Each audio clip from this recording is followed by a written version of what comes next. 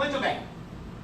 Exclusão de estados e municípios, ou a notícia de que estados e municípios tenham sido excluídos do texto da emenda. Isto é verdade e até que ponto isto é real? Bom, primeiro nós temos uma curiosíssima figura, né, que é a figura da revogação seletiva. Como eu disse aos senhores, no tema da desconstitucionalização dos requisitos da aposentadoria, a proposta agora é a seguinte: espécies de aposentadoria no texto constitucional, federal para os federais, estadual para os estaduais, na lei orgânica, perdão, espécies de aposentadoria no texto constitucional. Requisito de idade de aposentadoria no texto constitucional federal para os servidores federais, constitucional estadual para os servidores estaduais, lei orgânica para os servidores municipais. Demais requisitos em lei complementar. E aí a emenda vai e diz o seguinte: olha, estados e municípios, vocês vão ter que deliberar sobre isso. E enquanto não deliberarem, segue valendo o que tinha antes. E aí, por isso, é uma curiosa figura de revogação seletiva, porque a gente vai ter um artigo 40 da Constituição que vige de um jeito para o governo federal e de outro jeito para cada estado e município da federação. Porque se o estado do Rio Grande do Sul fizer a sua adaptação na definição da idade mínima, para ele fica revogado. Mas o estado do Rio de Janeiro continua valendo, porque ele ainda não fez, por hipótese. Então, vejam os senhores que loucura que vai ser isso. E aí imaginem quem atua ou pode eventualmente vir a atuar na área de pessoal. Primeira coisa, vão ter que se envolver uma lide que envolva benefício previdenciário. Primeira pergunta vai ter que ser: vem cá, editou a lei, não editou a lei, para saber se o artigo 40 vige ou não vige, para aquela particular entidade federativa. Né? Então, aqui no Rio de Janeiro, 92 municípios, não é isso? Imagina, pode ter de tudo. Né? Então, quando chegar a demanda, primeira pergunta: e aí, saiu a lei complementar? Mudou a lei, né? Saiu a lei complementar? Saiu a lei ordinária? Para você saber qual é o quadro. Eu confesso que em alguns anos aí de academia, atividade acadêmica e tal, nunca tinha visto um texto, um artigo constitucional que vige para umas entidades federadas e não vige para outras. Isso é uma categoria nova, né, do direito constitucional que a emenda nos está propondo. Né? E isto está referido nesses vários dispositivos aí que eu apontei, né? O artigo 10, parágrafo 7º, que estabelece as regras de transição para os servidores em geral que não atendam aos requisitos de aposentadoria e pensão, no 20, parágrafo 4º, 22, parágrafo único, 23, parágrafo 3º, todos eles da emenda. Então, essa já é uma primeira, digamos, situação atípica que a emenda nos propõe. Bom, então temos a revogação seletiva, que já afasta essa história de que estados e municípios estão excluídos, né? Não estão propriamente excluídos, mas nós temos um sem número de dispositivos que estão no texto da emenda e que se aplicam a estados e municípios, independentemente dessa mudança em Constituição Estadual e de edição de lei complementar ou lei ordinária. Então temos dispositivos da emenda que têm aplicação imediata para estados e municípios. E eu fiz um elenco dos que me pareceram que tem mais impacto. O elenco não tem pretensão de ser exaustiva, mas a ideia é mostrar como existem cláusulas relevantes que não se alinham com essa lógica de que estados e municípios estão excluídos. Então, a primeira é essa exigência de avaliação periódica da aposentadoria por incapacidade permanente, estados e municípios. Esta exigência se aplica desde já a estados e municípios. Piso e teto de proventos. Né? O piso de proventos, um salário mínimo, e o teto de proventos, o teto do regime geral de previdência social, também tem aplicação obrigatória e imediata. Outra novidade que a emenda traz é criar uma aposentadoria compulsória para empregados públicos.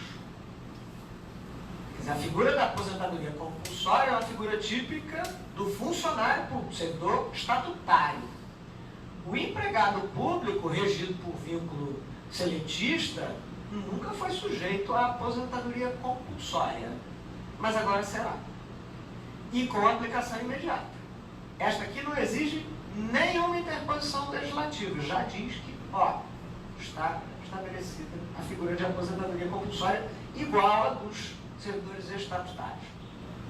Mais uma novidade, né? Outro preceito que também vem diretamente da emenda, artigo 8º, parágrafo 3º, de aplicação para estados e municípios, ou não? Essa dos empregados tem algum outro tipo de regulação ou só diz que vai existir? Diz que estão sujeitos à mesma figura de aposentadoria compulsória. Repercussões, né? E se porventura ele prosseguir trabalhando, quais são as repercussões nas verbas rescisórias, né? Eu imagino que haja repercussões que a legislação trabalhista não tem resposta, porque a legislação trabalhista não opera com esta lógica de aposentadoria compulsória, né? Aí, é como eu lhe disse, o pessoal não é do ramo, né? Porque não consegue antever que haverá efeitos aí possíveis. E fico imaginando também de outro lado, o cara da empresa pública, gestor de RH, diretor de RH da empresa pública, tem lá um empregado, alcançou 75 anos, acabou, né? Mas como é que eu faço? O que eu lanço na carteira de trabalho? O que eu faço com o FGTS? Né? Uma série de componentes aí que a emenda nem se preocupa com eles. Quarto elemento aí de inovação é o fracionamento. Vejam, classicamente, o que é um benefício previdenciário? O benefício previdenciário, falei sobre isso na outra ocasião que tivemos juntos. Um benefício previdenciário é um benefício que nos protege contra a perda total ou parcial, temporária ou permanente da capacidade de trabalho. Então, a aposentadoria é um benefício previdenciário típico, mas as licenças de saúde também o são. A licença maternidade também o é. Então, temos lá várias figuras que se inserem nessa categoria de benefício previdenciário. A emenda vai e divide. A emenda diz o seguinte, olha, por conta do regime público, só aposentadoria e pensão.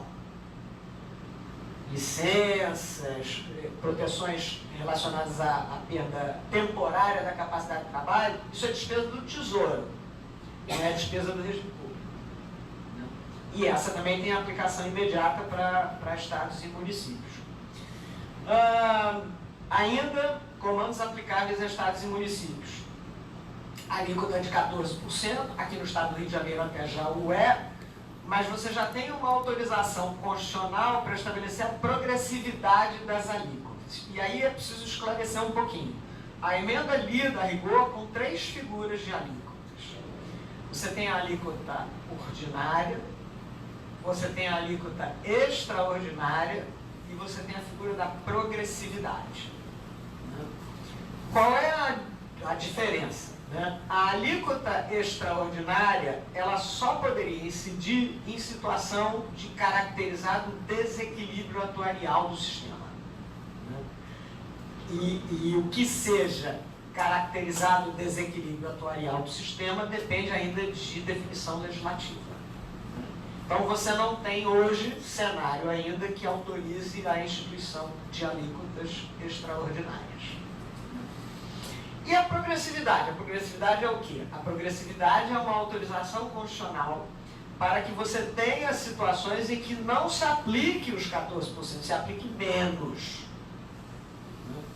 Então, o texto da emenda, como proposto hoje, para os servidores federais, prevê faixas diferenciadas de alíquotas mais favoráveis do que os 14%.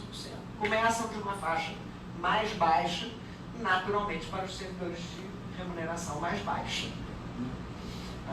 Então, temos agora, quer dizer, o texto já prevê a autorização para esta progressividade, mas esta, é claro, vai depender da edição da lei específica. que se aplica diretamente também a estados e municípios? A moldura legal dos regimes públicos. Né? Como eu disse a vocês, em matéria de regime público, na contramão do que era a proposta inicial, a emenda constitucionaliza. Né? Então ela diz lá, olha, se estiver em situação de desequilíbrio, não pode fazer estas ou aquelas providências. As aplicações do regime público têm que se dar desta ou daquela maneira.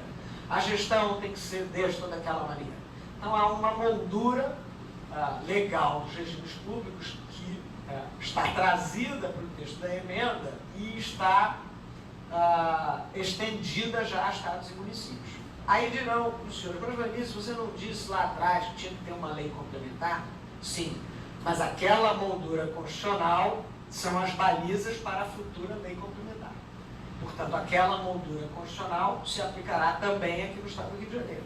Então, o Rio Previdência, a primeira providência que ele vai ter que tomar com a edição da emenda é verificar se a sua própria legislação está harmônica com aqueles parâmetros que defluam da própria emenda. A vedação à incorporação, já referi também aplicável diretamente, e a vedação à acumulação de pensões e aposentadorias, salvo as hipóteses constitucionalmente autorizadas. Vejam, todos esses são comandos aplicáveis já a estados e municípios. E o que dizem por aí do restante, né, que são os requisitos para a aposentadoria e as regras de transição? Estas estão já postas claramente para os servidores federais e isto não se estende aos servidores estaduais e municipais. O que dizem, como eu disse, é que isto voltará à pauta na votação do Senado Federal, que haverá uma proposta de emenda no Senado para a extensão daquela mesma estrutura de regras para estados e municípios. E aí tem a dúvida ou a discussão, isso é bom, isso é ruim? Aí nós precisamos pensar de maneira um pouco mais abrangente. Né? Digamos que não se reinclua, né? Que os estados e municípios continuem não sujeitos aos requisitos de tempo de contribuição, tempo de serviço público, tempo de cargo, etc., etc., fixados hoje pela PEC 6. Estados e municípios se sujeitem a requisitos que venham a surgir no futuro na legislação complementar e ordinária. Alguns dirão, isso é ótimo, porque a PEC hoje diz o seguinte, enquanto não sair a lei, aplica a regra velha. Beleza, então eu ainda estou protegido, porque não sai a lei, aplica a regra velha, tomara que não saia a lei. Essa é uma leitura. O efeito disto é o seguinte, se não sai a lei, e é previsível que não saia, porque vamos combinar, ano que vem é ano eleitoral, né?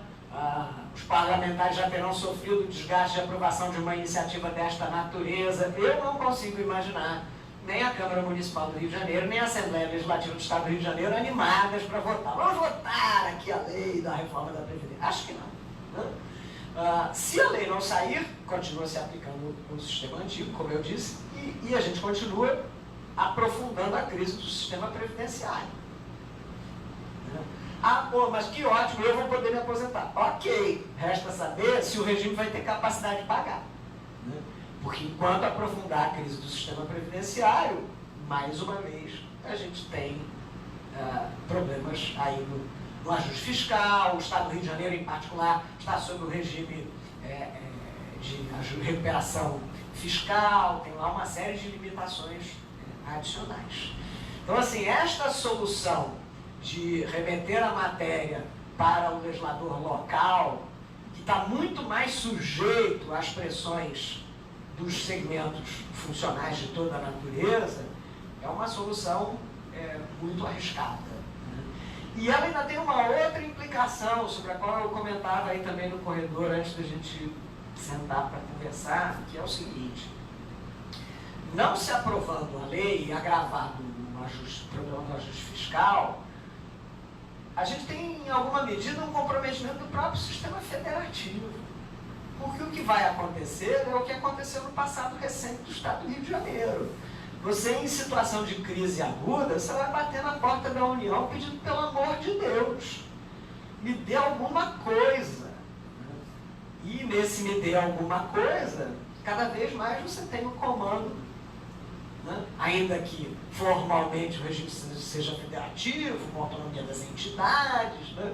Mas brincava eu no corredor. Isso a gente aprende na adolescência, né? A gente acha na adolescência, faz 18 anos, tem aquela mística, né? Quando fizer 18 anos. Aí você faz 18 anos, bom, agora eu sou independente, sou autônomo. Aí você quer fazer um negócio, pai, me dá um dinheiro? Não.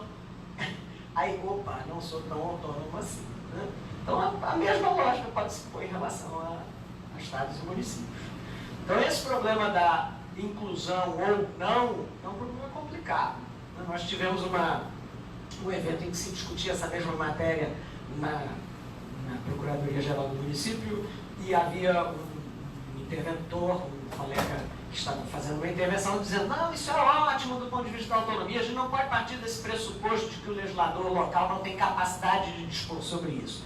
Não, o pressuposto não é esse, não é que ele não tenha capacidade, o pressuposto é que ele não tem vontade. É outra coisa, não é que ele não tenha capacidade, ele não tem vontade política. Esse é um problema.